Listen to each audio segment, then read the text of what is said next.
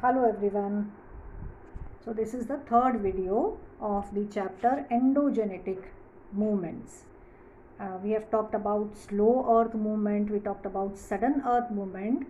In sudden earth movement, in my last video, we talked about the earthquakes. Today let us talk about the volcanoes. Now what are these volcanoes, or what do you mean by volcanic eruption? When hot, solid, liquid or gaseous materials are thrown out from the earth's mantle to the earth's crust, to the earth's surface, this activity, this process is called as the volcanic eruption. Hot, solid, liquid or gaseous material gushing out from the interior of the earth to the earth's surface, this activity is called as volcanic eruption. Now during volcanic eruption, you can see that hot lava is coming out. Not only this hot lava, but also gaseous materials, water vapor, ash, many gases, poisonous gases at times are thrown out. So students, let us first understand the difference between magma and lava. When the hot liquid is inside the earth's crust, it is still inside, it has not come out. In the interior, that hot liquid is called as magma.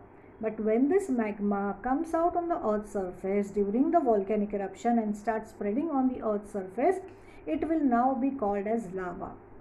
So magma and lava are just the same, but the position where they are, on that position the name will be determined.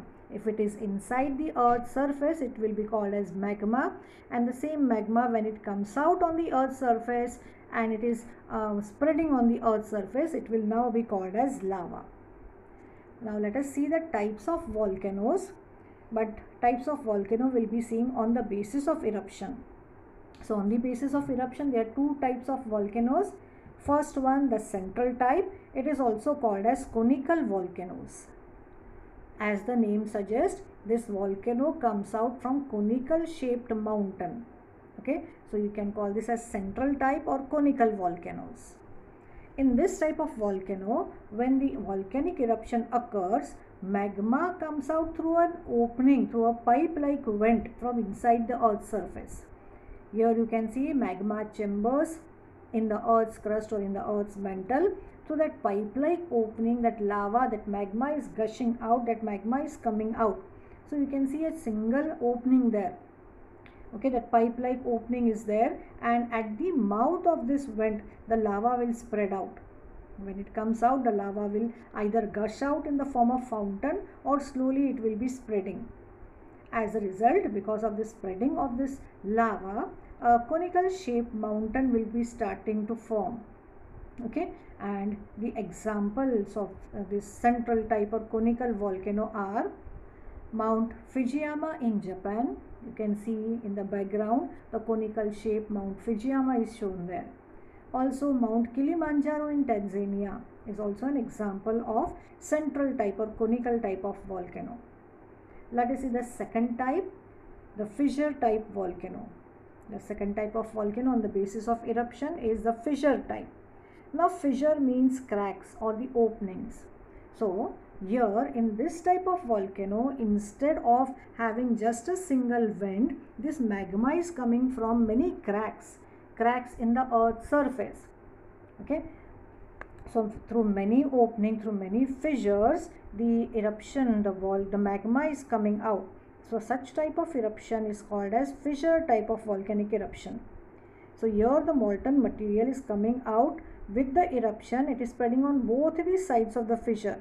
Here you will see the conical shaped mountain will not be formed, but an extensive plateau might be formed because of the spreading of lava on the surface.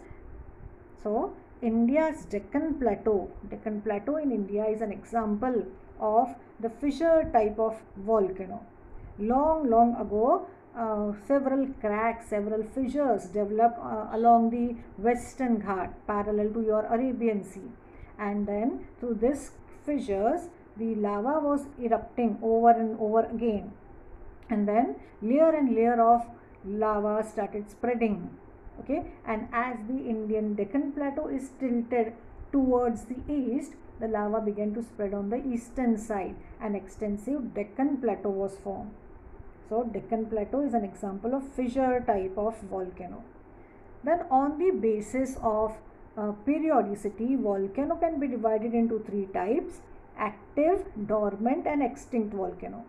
Let us understand what are these three types of volcano on the basis of periodicity. That is, how are they occurring, when are they occurring, at what time they will be occurring. So on that basis we are going to divide the volcanoes into active, dormant or extinct volcano. Now what do you mean by active volcano? So it is active.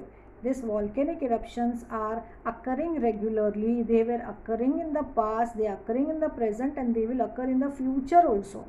So the volcanic eruption which are regular even in the present time, such type of volcanoes will be called as active volcano. So they are happening, they were happening in the past also, they will be happening sometimes in near future also, and at present also they might be occurring, they might erupt any time. So such type of volcano is called as an active volcano. Example: Mount Fujiyama in Japan, Mount Stromboli in Mediterranean Sea. Now let us see what are dormant. As the name suggests, this volcano has not erupted for a long time. बहुत time से ये volcano erupt ही नहीं हुआ है, but any time suddenly this volcano can become active, suddenly it can erupt any time. So at present it is dormant, it haven't the eruption hasn't taken place for many years. So such type of volcano is called dormant. But that doesn't mean that never the volcanic eruption will take place here. Any time in the near future the volcano can become active. So such type of volcanoes are known as dormant volcanoes. Example: Mount Vesuvius in Italy, Mount Katmai in Alaska, and Barren Islands of India. Now let us come to the last type, extinct volcano. Here again, as the name suggests, extinct, will never occur. So this type of volcanoes have not erupted in the past since long time, and there are no chances of them erupting even in the future. So long past say they have not erupted, neither they will erupt in the future. So such type of volcanoes are known as extinct, over, they will never erupt again. For example, Mount Kilimanjaro in Tanzania is an example of extinct volcano. Once again, active volcano means any time they were erupting in the past, they will erupt anytime in the present, even in the future they will be keeping on erupting. So that is an active volcano. Dormant means for a long time they have not erupted, but they can become active all of a sudden any time. At present they are dormant, but they can become active any time. And extinct means they have not erupted in the past for a long time, and there are very less chances of them erupting even in the future. So such volcanoes are known as extinct volcanoes. Page number 18 of your textbook has this world map. This world map shows the different plates of the tectonic plates of the world. We have already talked about the 7 major plates, and many smaller plates are also there.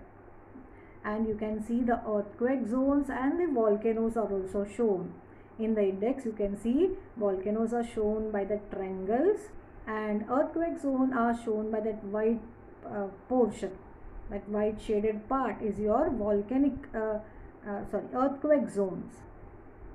Let us understand the question, let us answer the question which are on the basis of this, particular map on page number 17.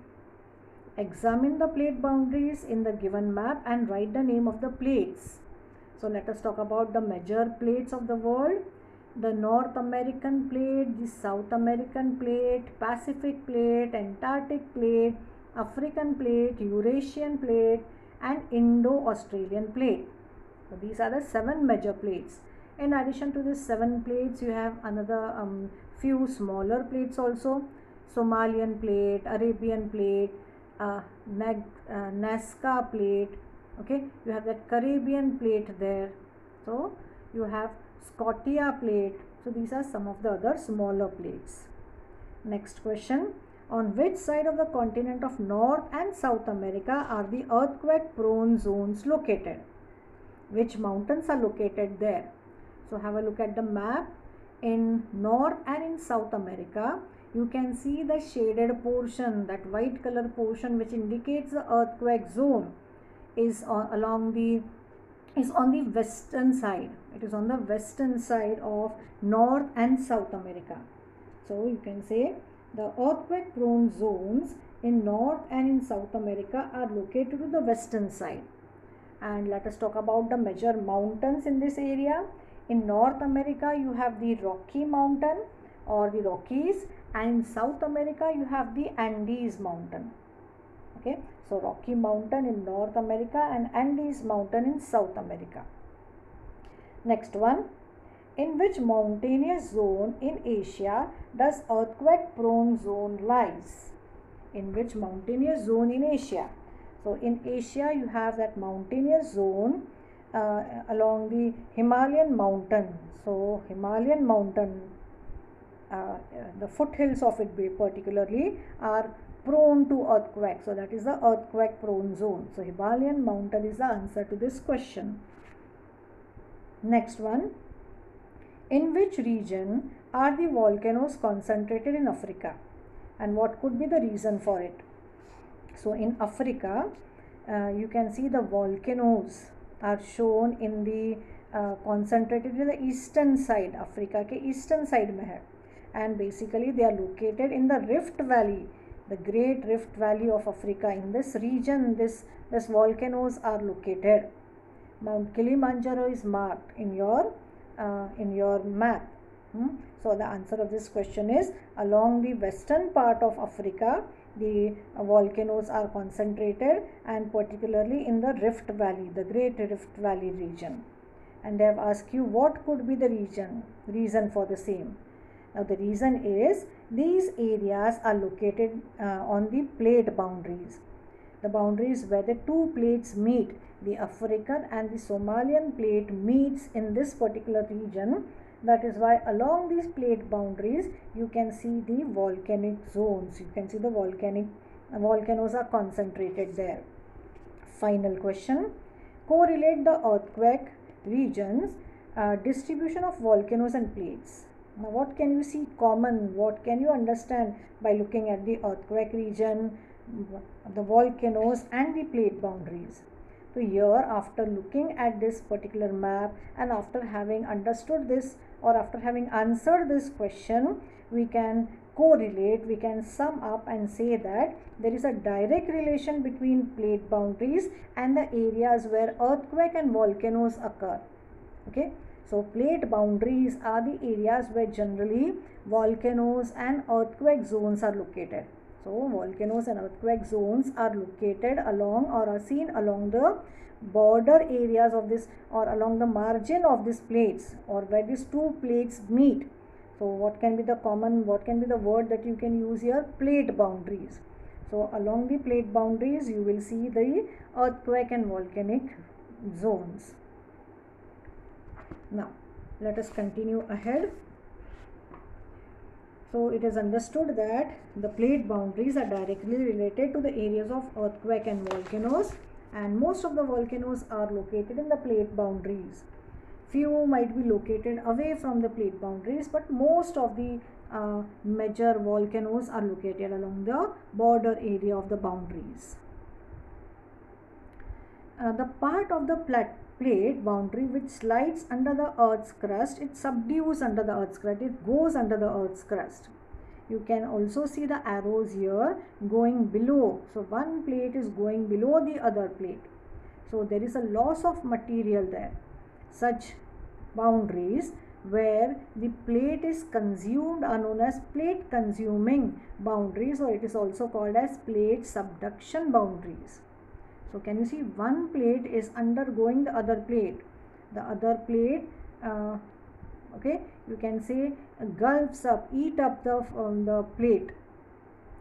So the plate boundary along which one plate goes under the other plate, slides down under the other plate of the crust, that boundary is called as plate consuming boundaries.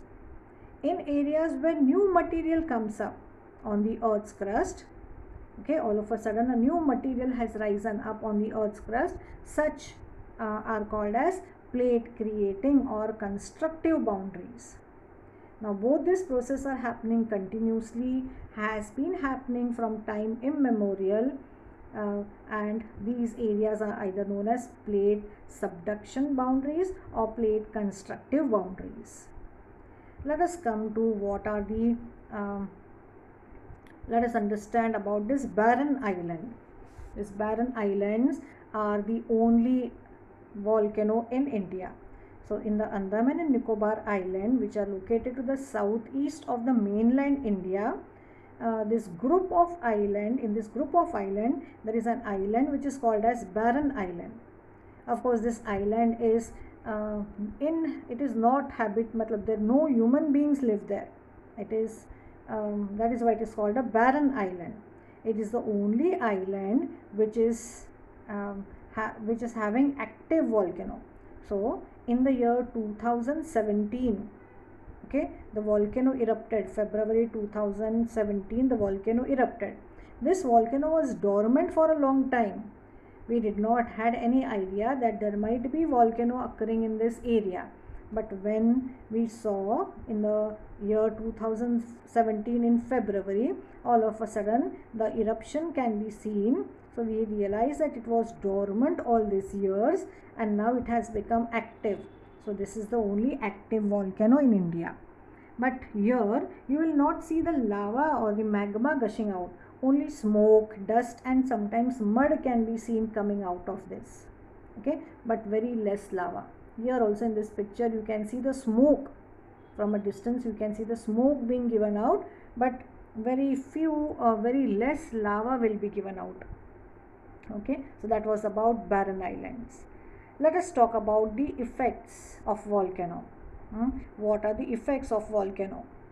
There might be some positive effects, some negative effects also. Let us understand them. First one, there is a huge loss of life and property because of this lava spreading out over a large area. There is a huge loss of life and also of property. Then because of the volcano taking place inside the ocean floor, tsunamis are generated, and we know how destructive the tsunamis are, what great loss it can cause to the coastal areas. So tsunamis are generated due to volcanic eruption taking place at the ocean floor. Now because of this dust, smoke, poisonous gases, ash, water vapor, it will remain in the atmosphere for long time. Okay, and they will be creating some sort of imbalance in the environment. These gases, this dust, this smoke was not there before the volcano, but after the volcano all this is present in the atmosphere. It will be there for a long time and there will be a lot of imbalance of environment. Now because of this ash which is coming out, or because of this lava which is spreading over the area, the land might become fertile. So this volcanic ash adds to the fertility of the land. Land becomes more fertile due to this volcanic ash. Many minerals are found near the earth's surface because of lava. So when the lava gushes out, when the lava comes out, it brings the minerals also. Minerals which were there earlier inside the earth are coming to the earth's surface along with the lava. So minerals which otherwise would have been found at a greater depth are now found at a shallow depth. New lands are formed. Okay, new land is formed due to volcanic eruption, or at time an island might disappear also. Island might appear above the mean sea level, or sometime the island might disappear also after the volcano. Lakes are formed at the mouth of the crater of a dead volcano. The volcano had erupted long back. The volcano is no more erupting. It will not erupt even in the future. So rainwater gets accumulated in this crater and a lake will be formed here. So that was the effects of volcano. Thank you, students.